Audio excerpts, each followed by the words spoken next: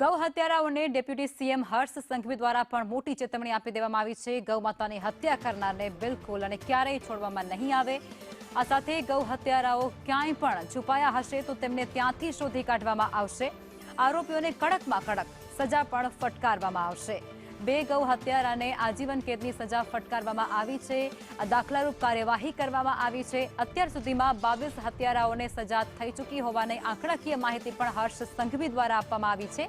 ત્યારે ગૌ હત્યામાં સૌથી વધુ સજા ગુજરાત સરકારે કરી છે, ગુજરાત સરકારે અપાવી છે તેવો તેમનું કહેવું છે। સ્પષ્ટ વિચારો છે કે ગૌ હત્યારાઓને છોડશો નહીં। ગમે તે ખૂણે, ગમે તે ગામમાં જઈને છુપાય, પકડીને લાવીને સીધા બી કરશો અને સજા બી અપાવીશું।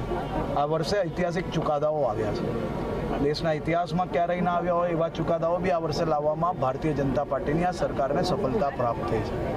આજીવન કેદની સજા સંભળાવવામાં આવી। આ ગૌ હત્યારાઓ આ જીવન સુધી જેલમાં સડશે, જેલમાં રહેવું પડશે, એ પ્રકારની પરિસ્થિતિ